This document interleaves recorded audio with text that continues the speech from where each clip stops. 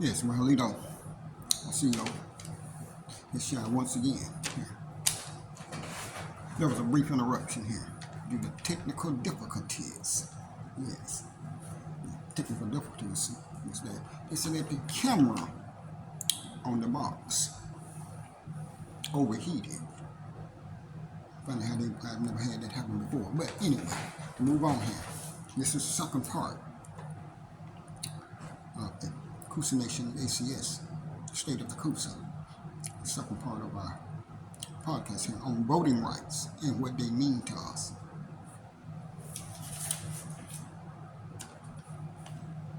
And how, when we're voting, and we're voting outside of our identity here, our clan, bands, and our tribal identities and connections and knowledge, we're under what's called the colonial grant of civil rights, which leads me to tell you all how they can give them and take them away, just like affirmative action, or they can modify the rules of them at any time. That's a colonial system.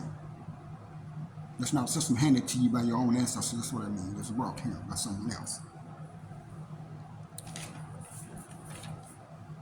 And another thing that I want to get into here before I begin with this here, this note here is going to be on dispossession and restoration. And my thing about it is this, we have kinfolks everywhere. So no one should be taking this based on racism, classism, or sexism. People who identify as Caucasian or Anglo-Saxons, African Americans, Asiatic Native Americans,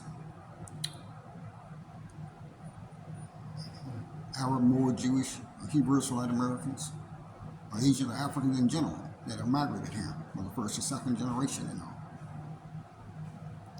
This is not about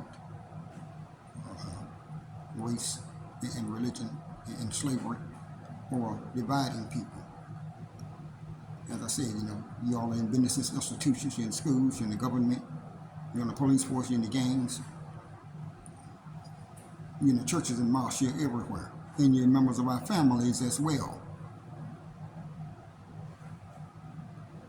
So those of you who do not identify as American Aborigines or American Indians or ethnological Indians of color or what is called the Black Indians, this is not said, to be some form of discrimination against you in any sense of the word. None of that. Our system, anyway, was never based on classism, racism, sexism, or anything like that, or even colorism, which is what I'm going to get into here. What we're talking about here in the Coosa Nation's podcast on voting rights, and primarily what it means to the Black Indians, this is what we're called here, by the racial codes. It's just not just a matter of our bloodlines. We've all been mixed together here. We've all been mixed together here. You see. We're talking about societies here, institutions, and cultural entities in those institutions. For instance, those who have an Asiatic, an African, Middle Eastern, or European heritage for thousands and tens of thousands of years, you all come from what is called a monarchy and theocracy background. That's why your rules, regulations, laws, customs, and practices over there as well as what was brought over here. Here, and that includes all of y'all, masters and slaves. That's why your Bibles, the Torahs, Qurans, and the Holy Bible, that's why it's a definite part of your rules and laws and regulations here. Here we call them colonial monarchy and colonial theocracy, because when you all arrive here, kinsmen and kinswomen and kinspeople, you put it that way, you all came into systems that were already established here.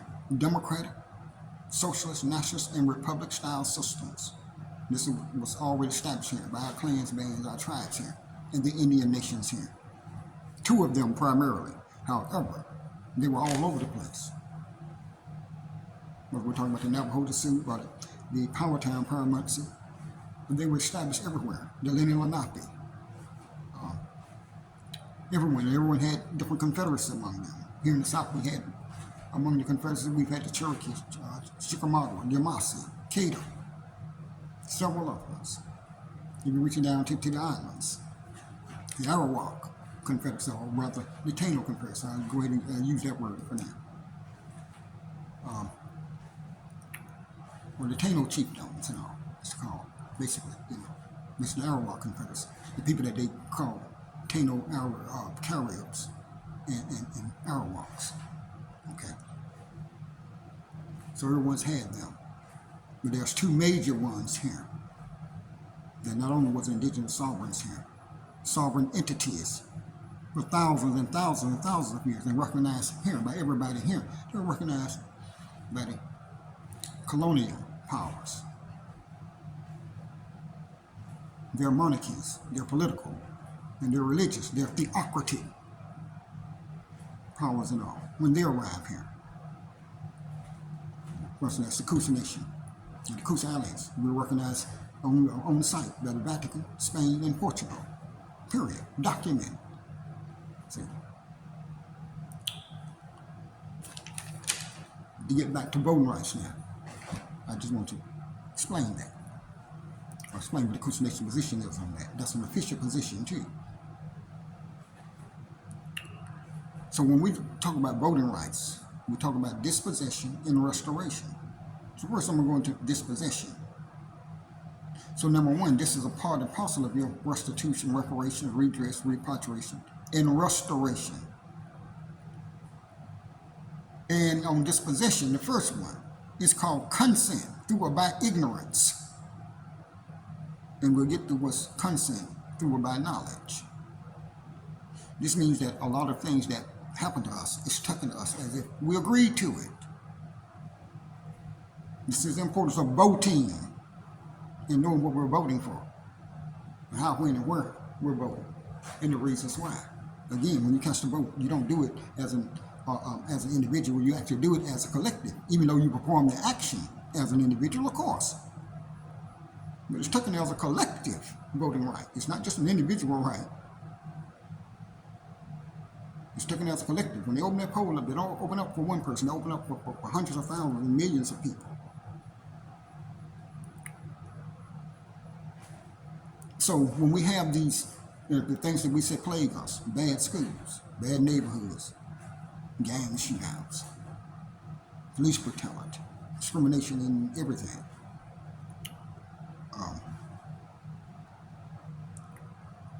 One of the things that comes to mind is that everyone here, not only in this country, they tell us that you all have consented to it. And you consented to it by voting. You voted for it. This is why when we have police brutality or other issues, environmental issues, even things like the syphilis experiments, the Flint water crisis of lead poisoning, and several other incidents. And when we have people that take them there, take these issues to the United Nations, of course they take them to the courts here and all, and the administrative agencies and departments and all.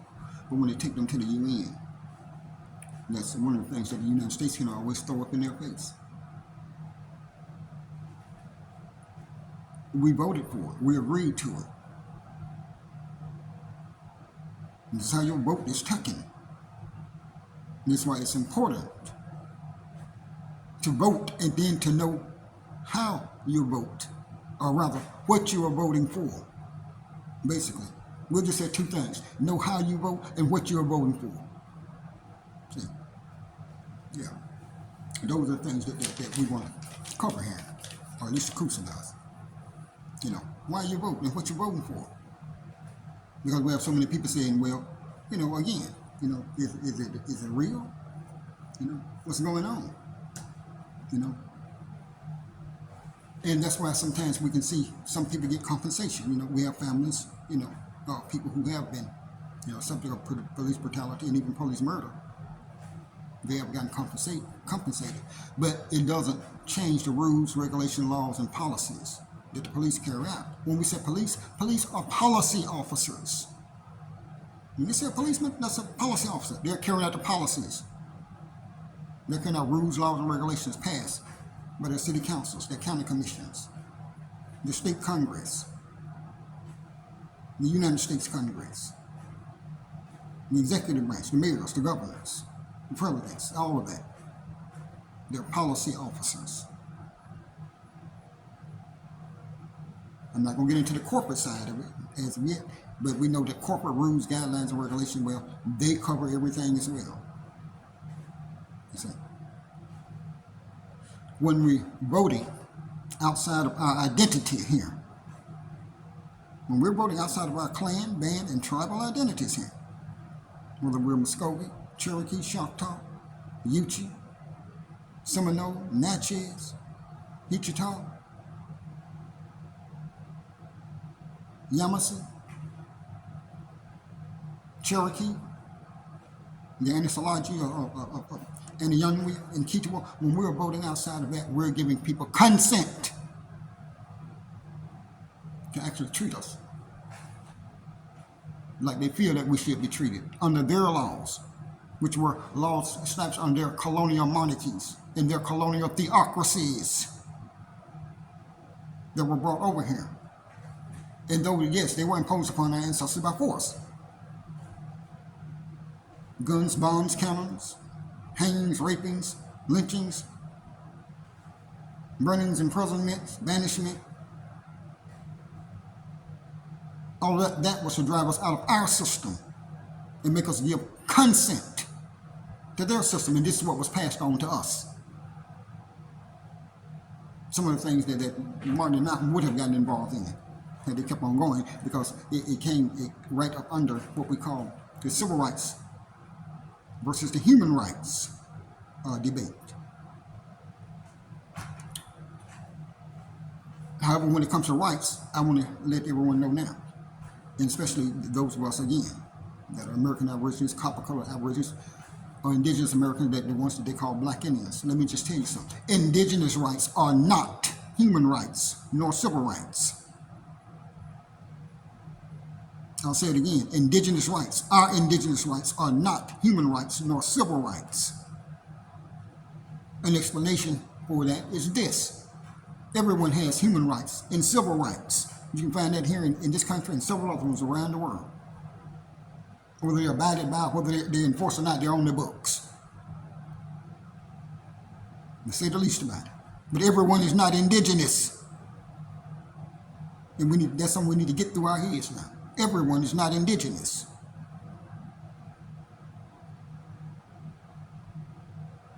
Indigenous rights are not human rights and civil rights. Although we as indigenous people, we have all three: indigenous rights, human rights, and civil rights.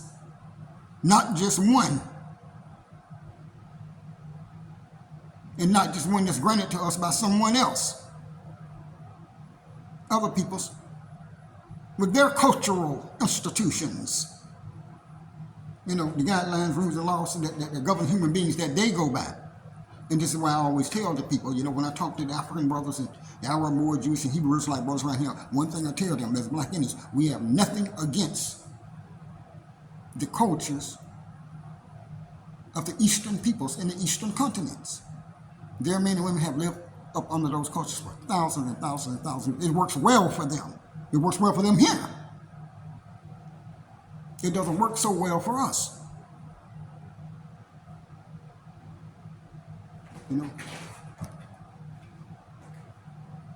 Colonial monarchies ruled by kings, queens, popes, governors, officers, and all of that. Nobles, duchess, dukes, princes, counts, pages, squires, all that. The duchess, all that. That doesn't work well for us. Ruled by theocratic institutions, where religion, a minister, imams, and rabbis, The Quran, Torah, and Bible, or Christianity, Judaism, and Islam. Religious supremacy, which is again closely tied to their laws here. So they brought those laws over here, and they met these two sovereigns here, indigenous sovereigns here. And this is what caused them to begin their own quest then for independence. Because everybody, all the slaves here, white slaves, the Middle Eastern slaves, the colored Europeans, the West Africans, everybody came here as slaves of those monarchies, and slaves of their religious institutions, whether it was the Vatican or whether it was the Church of England, either one. Church and state. This is why they call it that to this day. Church and state. And they themselves, well, let me just say this first. By looking at our system, basically all the small confederacies and the small democracies and the small republics around them, and looking at our system, they came to the notion that, hey, we're going to need to adopt these systems here in order for us to survive here. And that's what they did. And it took them some time to get there. From 1492 up until about 1750.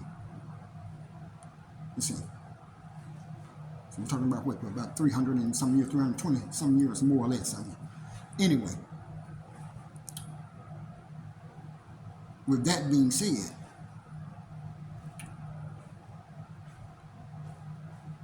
the whole thing about that, when they understood the differences between the systems and the institutions and the conflicts that it was causing, they understood that they had to, co-opt this system here. And don't get me wrong, we know that the Vatican and Saudi Arabia and the Moors, and the Vatican and Spain, Portugal, Britain, and France, they went on, all of them, went on worldwide tours, for what's called the Abrahamic religions, or for religious supremacy. Under their monarchical system, kings, queens, princes, and princesses, and all the other officers, counts, dukes, barons, everybody. Political supremacy. This is the root of the problems here today.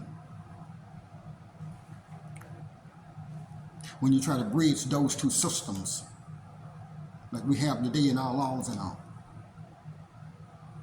rules and regulations, when you try to bridge those two systems, colonial theocracy and colonial monarchies, with actual real democratic, socialist, nationalist, republic-style institutions that already existed here.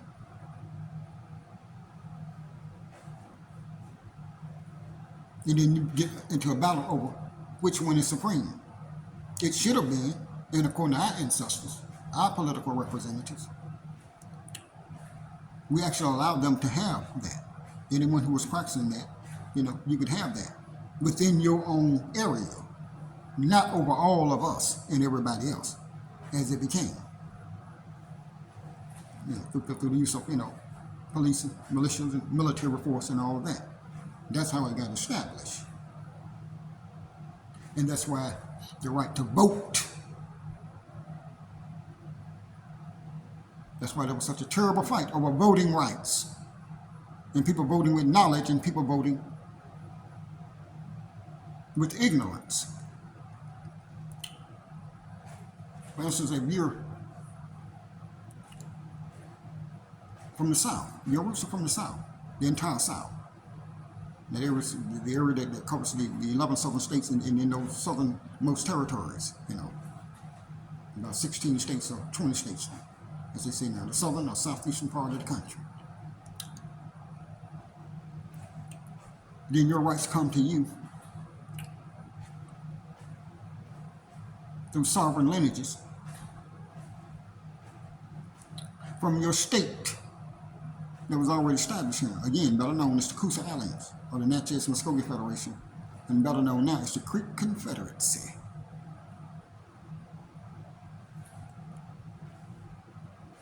in our indigenous constitution called the Tower. Sometimes called the Coosa Tower, sometimes called the Clan Tower, better known though as the Muskogee Tower. Tower, T-A-L-W-A.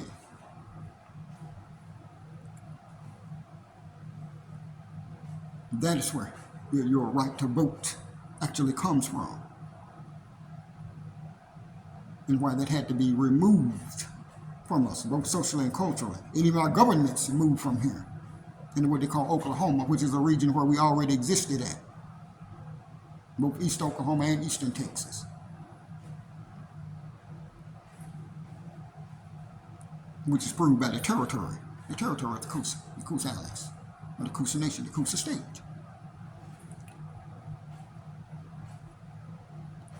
Through our political arrangements, this is what it should have been. But we know every other thing in the world got in the way of that. And we wind up with where we are now. From the American War for Independence, their war for independence, you get off from under their monarchies and their theocracies, so then they could practice it among us. And then use their force and military supremacy to make us bow down to their version of it. And that's what's wrong with the system today. We have too much of this stuff mixed in. And then when it's backed by racism, classism, and sexism, you can put the rest of it together yourself. You see?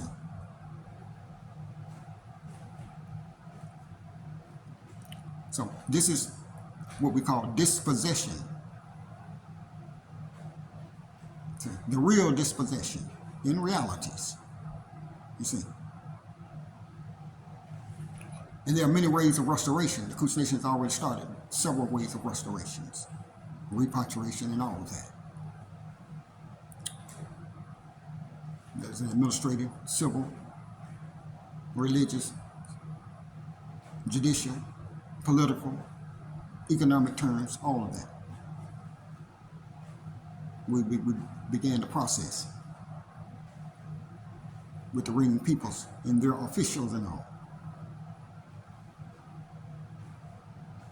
And that's why I said my message today is for those of us, even though we are a mixed multitude, you know, and we know that lots have been cast on us, our communities and all. That's why we always land on it. Everyone said, you know, we produce a lot of good stuff, but we land on the bottom of everything.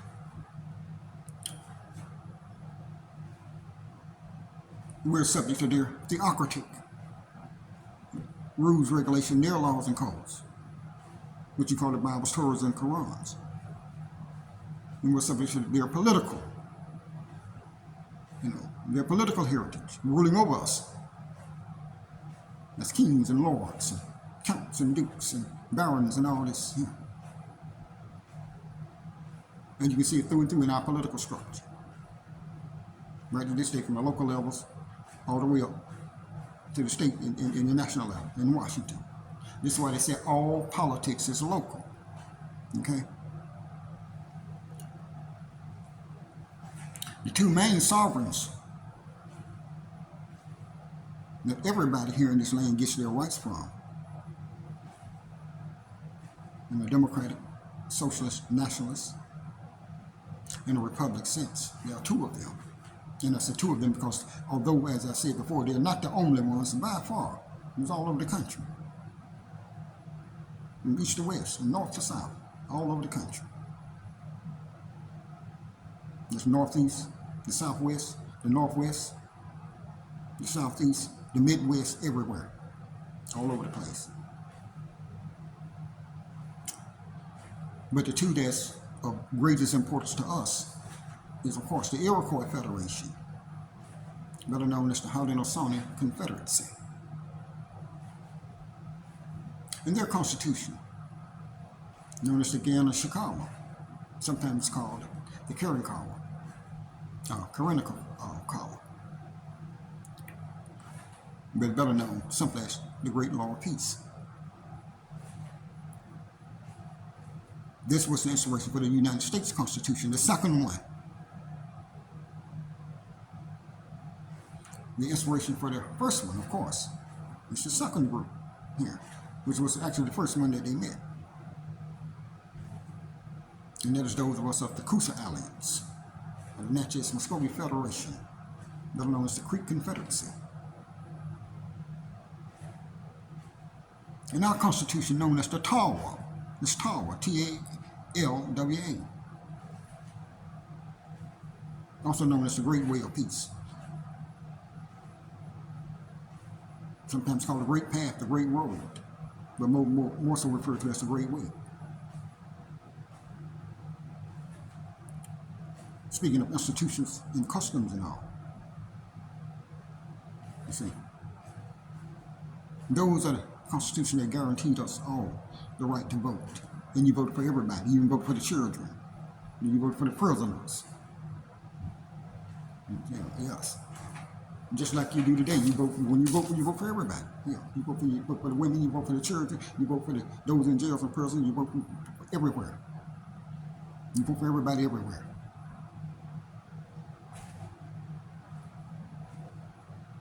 Because voting is consent. If people can gain your consent, they can gain your consent through deceit, through trickery, through misinformation,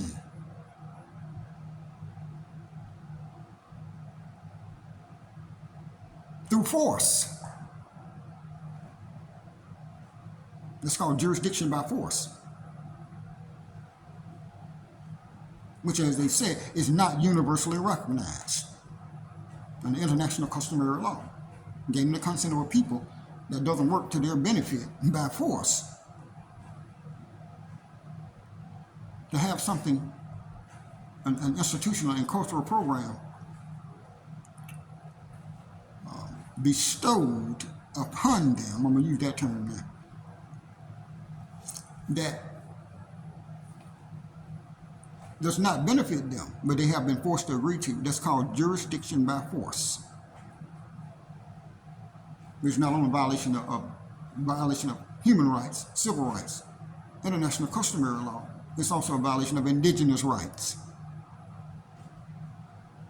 Period. There's no discussion about that. There's no discussion over that. There's no debate about that.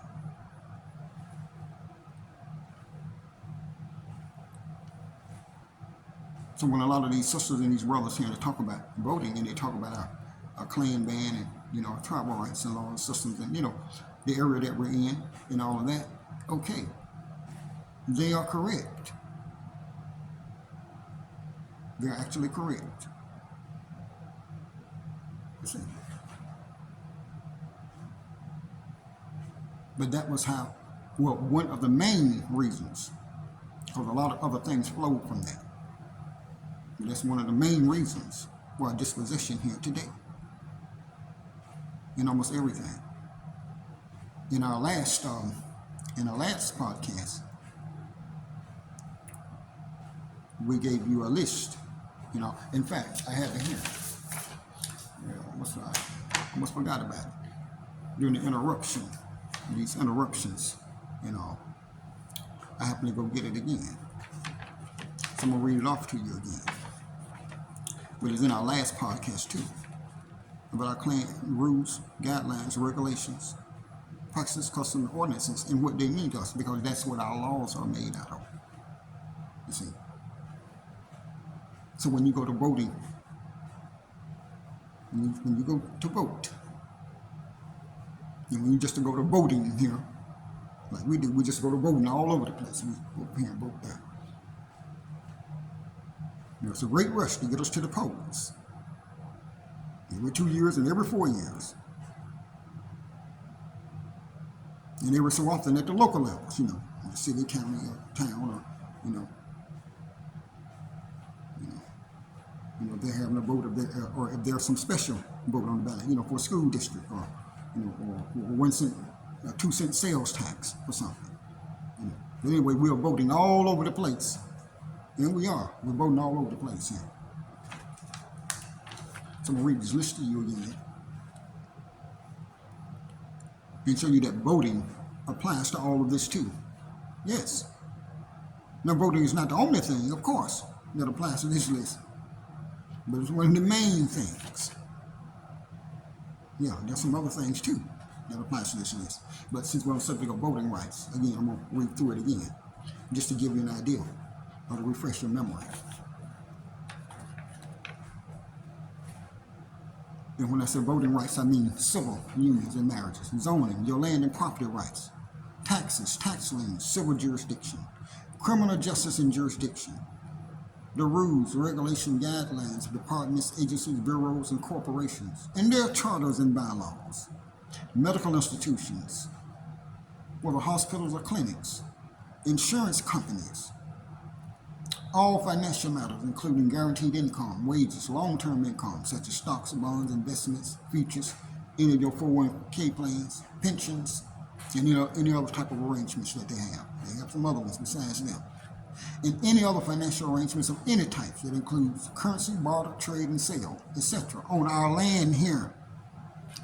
All of our businesses, whether mom and pop, sole proprietorship, S corporations, LLCs, LLPs, companies, nonprofits, community development corporations, community financial development institutions, and any other such as our banks, credit agencies, mortgages, real estates, savings and loans, etc. All educational centers and institutions. Those are all the pre-K and 12th grade school districts throughout the nation, or throughout our area here in the South. Basically throughout the nation too, but I'm particularly concentrating on the southern area. And along with that, vocational institutions. That includes everything, even these HBCUs. Whether vocational, technical, mechanical, whatever. All the educational centers. And all social services of all types, including DFACs, your family and children, interventions, the police and school resource officers, the pipeline from the prison to jail thing, or home to jail, then the prison, all that. The juvenile courts, the VA, Medicare and Medicaid, SSI, SSDI, pensions of all types, etc., business licensing, your IDs and proper identities, etc. Everything that you can think of and everything that you can name. And that's why I brought that list back out again. I went through it. When you vote in ignorance outside your indigenous identity, your clan, band, or tribal identity, or your Indian nation identity, then you subject yourself to the other rules and laws that's been established here, that are based on colonial monarchies and colonial theocracies, rather than real and true democratic, republic, socialist, and nationalist institutions. Again, and this system was imported here around the world as it became the basis of the first constitution here, which is the Articles of Confederation, that was drawn directly from the southern hierarchy here, the Creek Confederacy, in Ottawa. The Articles of Confederation. And that's why I believe that you don't even see the words African, a Negro, or slave in that. I'll check your document again. I looked at it several times.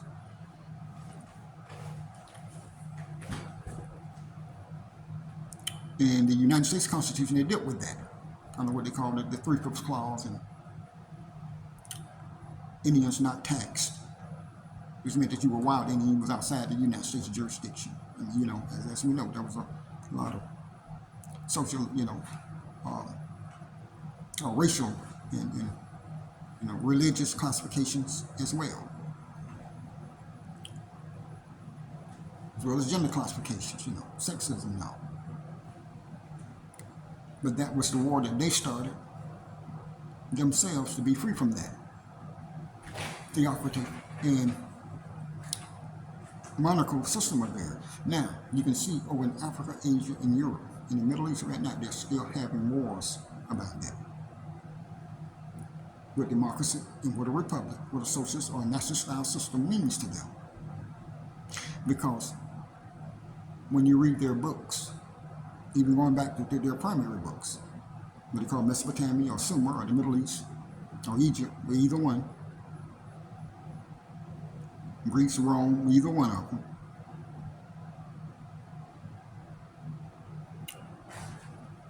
Even in the old Indus Hindu kingdoms, what they call the Hindu, or Hindustan, or Bharat, the country that we call India. Anyway, this is a system that they come out of. And we've always said, as the black Indians here, the copper-colored Aborigines, we have nothing against them in their own lands with that system. But when you bring it here and you take away our rights and everything that goes with it, identity, land, property, everything of value, everything that makes a human being who and what they are, that's a problem. That's a serious problem. That's an existential problem. It's not no common everyday rooted proof problem. That is an existential problem. In other words, that goes to the heart of a people's existence itself. In a life of quality, real quality. And this is also how we lost all of our inventions. And we're still losing our inventions. These corporations and government agencies and all. Under that type of structure, under that type of system, since we're viewed in as property. So property can be given civil rights and have civil rights taken. Again, but as I said, when we get Negroes, I'm calling that Negroes, in public places, in some public places you can go into now, it's not just here, it's all over the country. Again, people have told me that, when you can't use the bathroom or get a drink of water. It could be anywhere. It could be a cab company, in the bus station.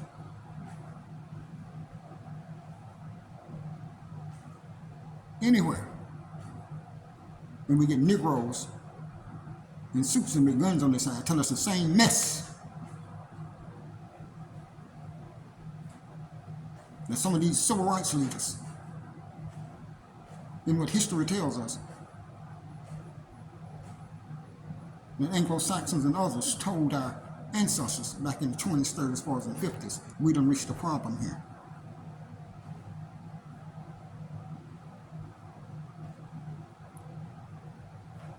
We done reached a problem here.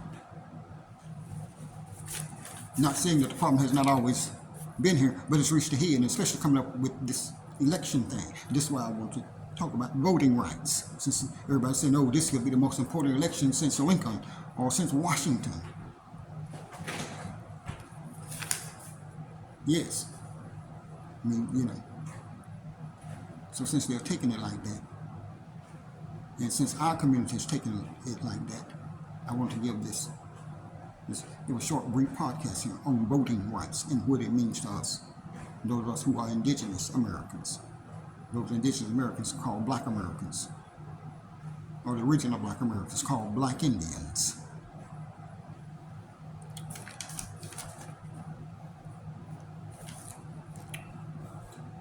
So the imposition of this foreign colonial monarchy and the foreign colonial theocratic system over us, and the use of other groups of people, colored groups of people, African Americans, the colored Europeans, the Native Americans, who again, we've never denied their existence here and them being indigenous here or being here for thousands and thousands of years. We never lied on them like they have lied on us. Though they blame their Asiatic heritage and white folks for it. Either way, they're telling a lie, either way.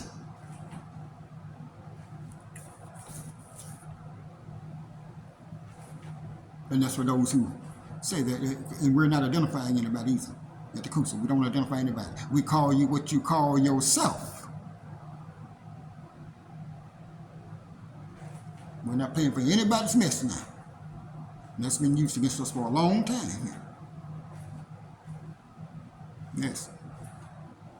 The indigenous or copper-colored Aborigines that you all call Black Indians, that's been used against us for a long time.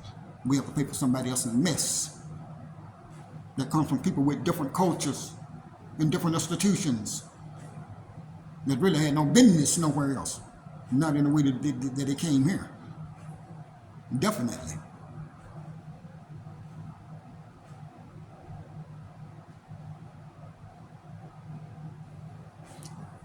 getting it straight with you now.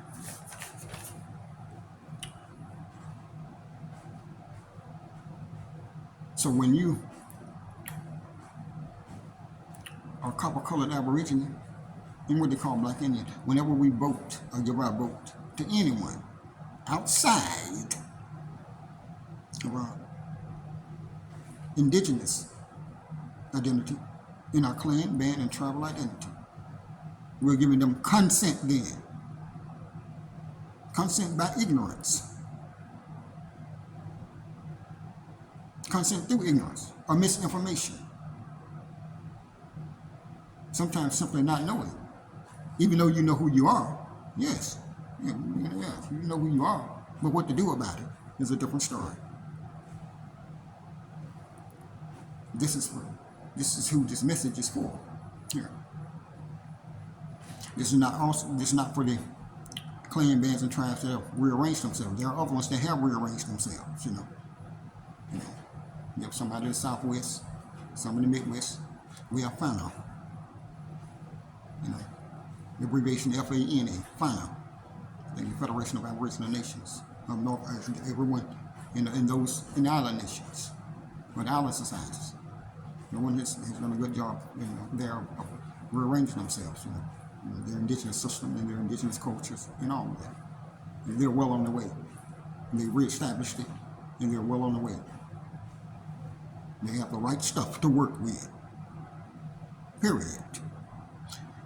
For us in the South, just say for those of us who never established those businesses, nonprofits, LLCs, LLPs, sole proprietorships, or your clan, band, in a city or county area, or a tribe. You may reestablish your tribe here in the city or county area, but you still feel that, or it's a reality that you're still not getting respect that you deserve, and that your status is not being respected. See? So when you go here to restoration, that process is fairly simple, and it's something that the Coosa Nation will work with people on. You see? Because you can vote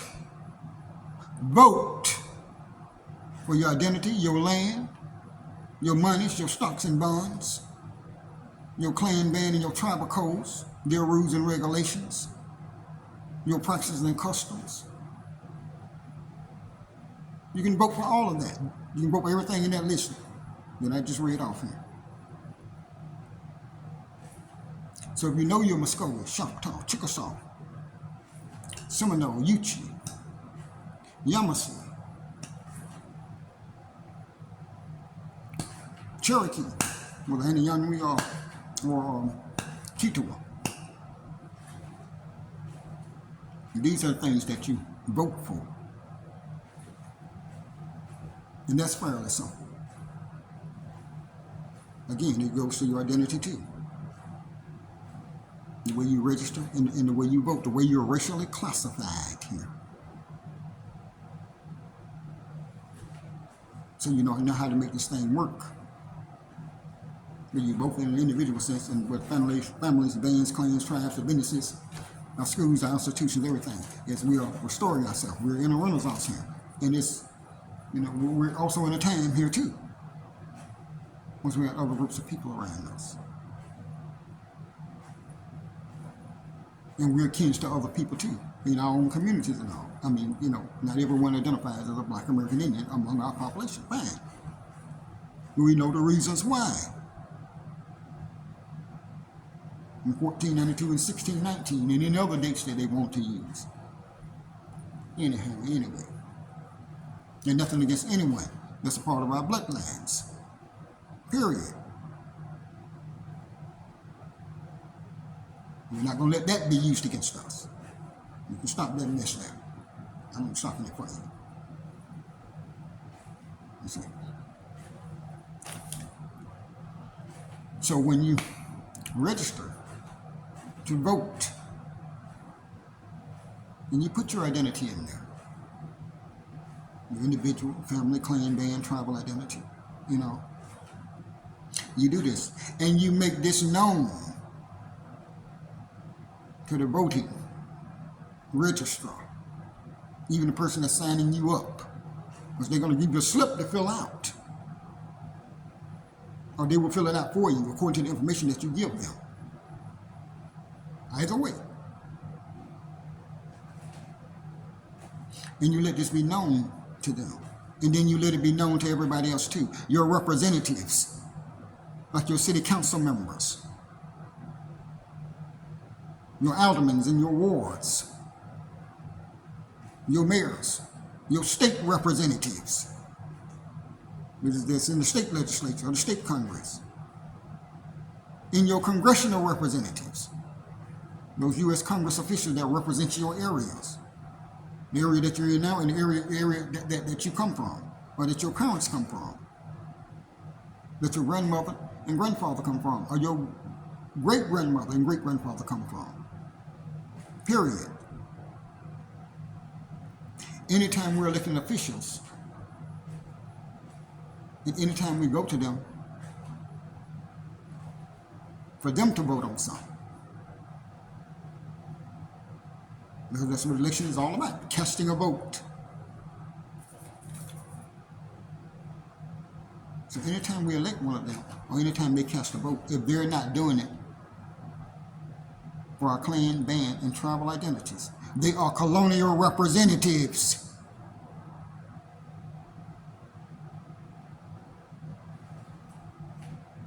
And there's no way that you can get away from that until you correct it and until we correct it. It's an us thing. It's not just individual, though many individuals have done it and have been successful. But we're talking about communities now. American Indians, clans, bands, tribes, and Indian nations are distinct political communities. I'm telling you what your rights are here, internationally known. Whether you may know it or not, as an individual or a group or an organization or an association.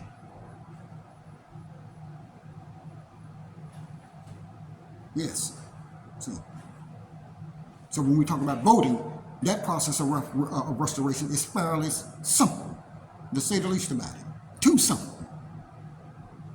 In all its realities. You see.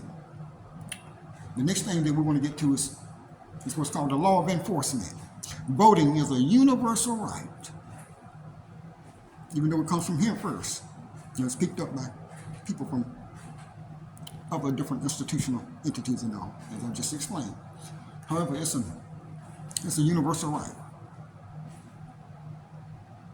as noted by the United States itself, which heads the Organization of American States and their position at the United Nations. But all members and representatives of the United Nations agrees with that. In other words, it's international customary law. It's not something based on a whim or bias or prejudice or what somebody might think. No. That's a rule that goes across the humanities, collectively speaking.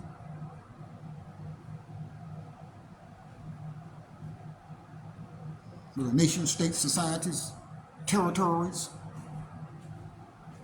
you name it. Your local cities and counties, hamlets, villages, townships, anywhere, you name it. And so with your vote comes also what is called the law of enforcement. Just like they enforce it against you under your colonial status, which is almost a non-status. But anyway, it actually makes you subject to their jurisdiction.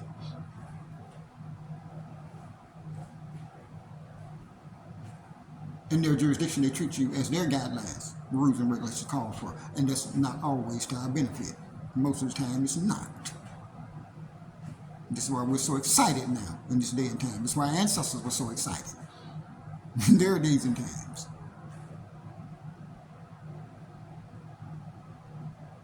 So we get down to the law of enforcement. And when we use voting rights, we restore ourselves being by knowledge and give consent to that and nothing else.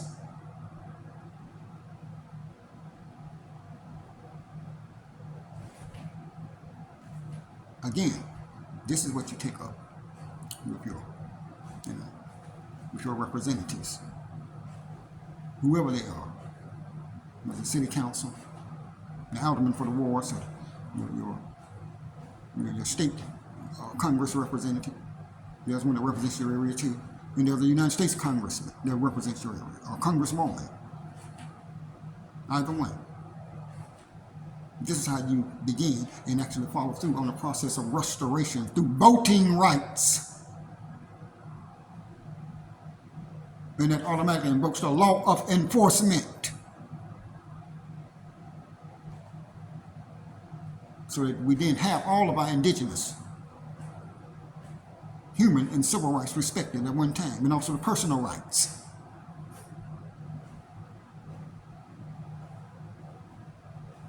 It covers everything: the individual, the family, the community, the neighborhood, the business, the school, the institution, the whole society of us. Give you an idea of what I'm talking about here. I think I'll go ahead and do it. After the Civil War, you had what was called the KKK Acts. And this one was actually the KKK Act of 1871. But collectively, they are known as the Enforcement Acts.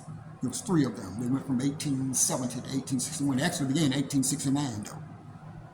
But they got codified, passed by Congress between 1870 and 1871. And they were known as the KKK Acts.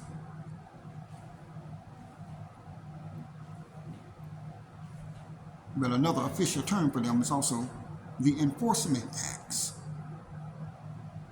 And they want to enforce the 13th and 14th and 15th Amendment.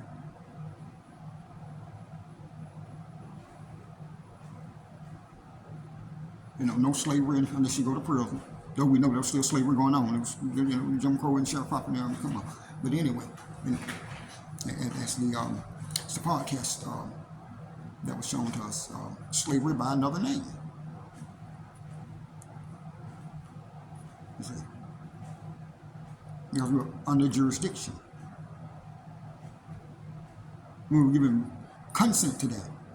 And especially at a time when our ancestors were not allowed to say they were Indians, they would have been killed on the spot. And that's been admitted by everybody.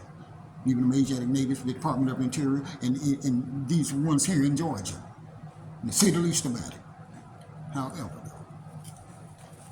again, since we're in another era, sort of like the social revolution of the 1950s and 60s, called the Civil Rights era.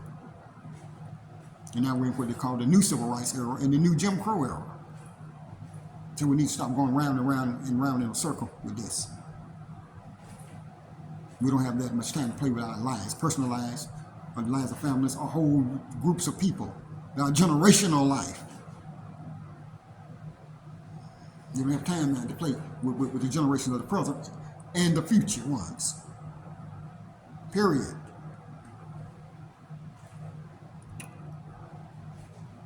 So in the KKK Acts, they gave federal and even state authorities, the power, whether they did it or not. It was on the books.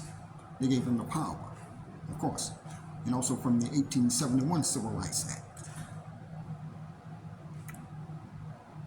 They gave them the power to arrest anyone that were violating, the rules, regulations, guidelines, laws, ordinances, or customs established by the 13th, 14th, and 15th Amendment,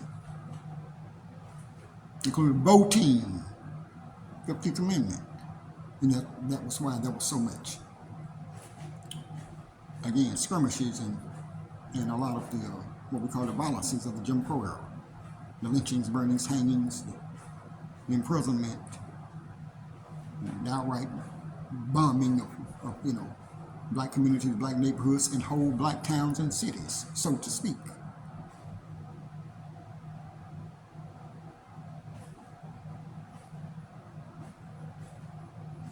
And also the issue of equal and fair representation, where a lot of times we were represented within their system by whites.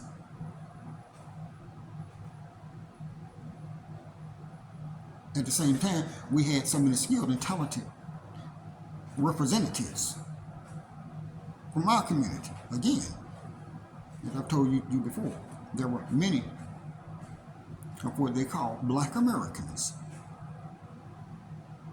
political peoples, lawyers, doctors, philosophers of all types that had their own state conventions during this time. So there was a lot of war against them. You see, like the Chatham, Georgia, that massacre, because it's a bunch of, so I have to remember which one I'm, to pick out to try to give you an idea of what I'm talking about. If you look it up, I think the Chatham, Georgia massacre, because there was some in Texas, Florida, Arkansas, and North Carolina. And some of them have ran under the radar. Some of the stories have not been told, but I think they've gotten about 100 of them that have been told.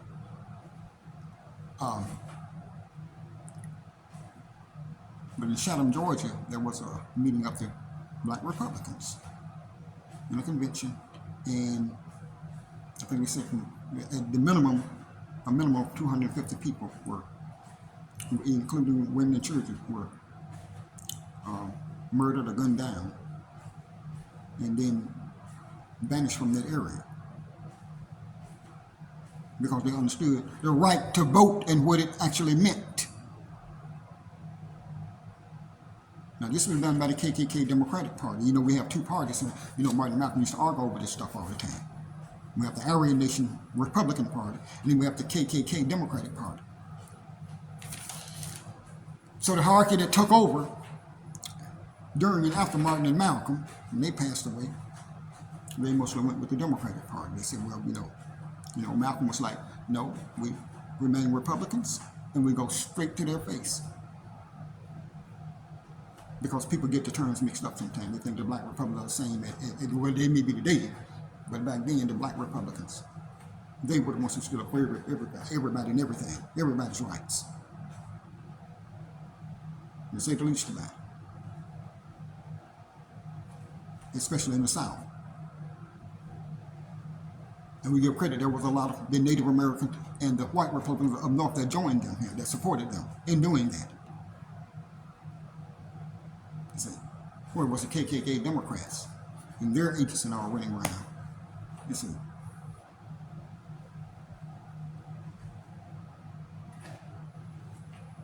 They were doing all the lynching and the bushwhacking and all of peoples and all.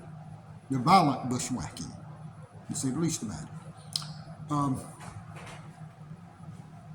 We have another case here, enforcement, that took place in Arkansas. I think it was, Cooper versus Aaron, an enforcement case come out of the U.S. Supreme Court. And that was a case where in Arkansas and other southern states as well, Carolina, Virginia, Texas, Georgia, all of them, Mississippi, Florida, every one of them, Virginia, parts of West Virginia, everybody, all of them, Kentucky, everywhere they were at. The case concerning that, everybody was watching it. But Cooper versus Aaron, in which the U.S. Supreme Court told them that in Brown versus Board of Education,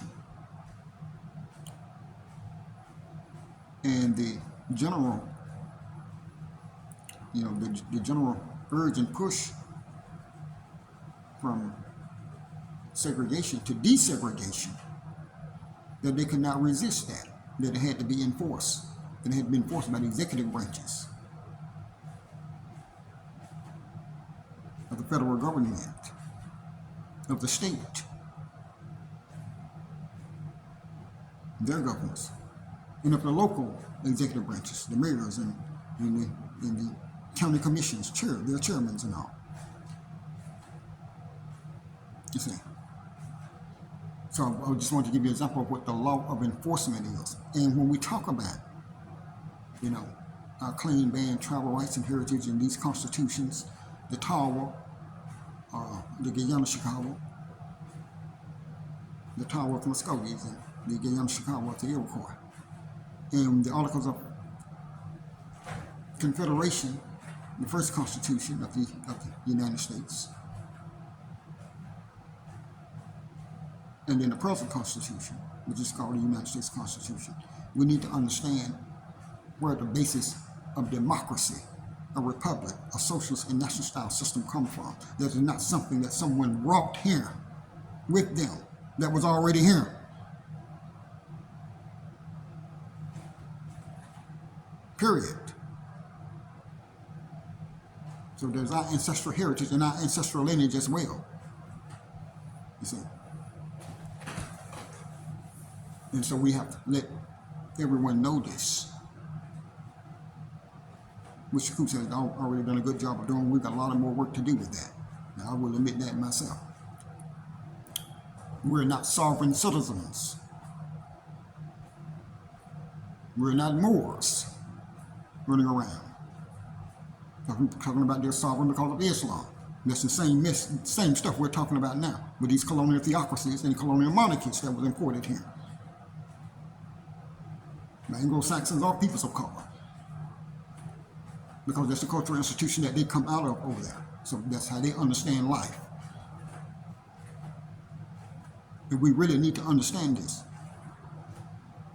because we are an ethnic group of people. We're not a racial group. You know, nobody would, even my skin complexion, nobody in China or Mexico would mistake me for being one of them just because of my skin complexion, because they say, well, you're a light-skinned Negro or you're a light-skinned black person. They would still mistake me for being one of them. So we have to get out of this race mess, and supremacist mess with it, We've had people among us, sects, cults, and groups win game on us with that mess too. Even up saying that, that God, their God is a particular color, it's a white God, or just when it's tall black. Oh, so black people, wow. We have to get out of that mess there.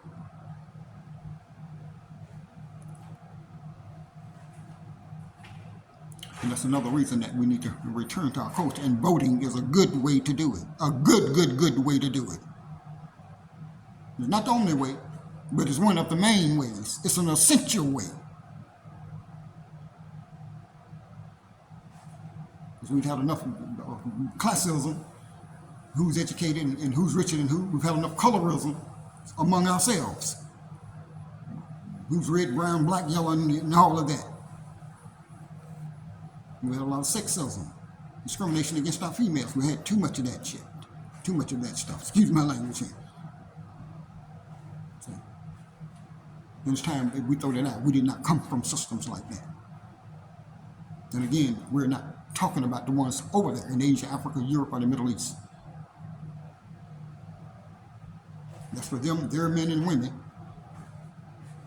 to figure out over there. The ones here, though, among us, in the businesses, schools, home, families, or everywhere, they need to understand that for us, the American Indians here, our culture was always based on our clan rules, guidelines, regulations, customs, and practices. In our Constitution, it was always based on a democratic republic, socialist, and national style system. We got that from our ancestors, not nobody else.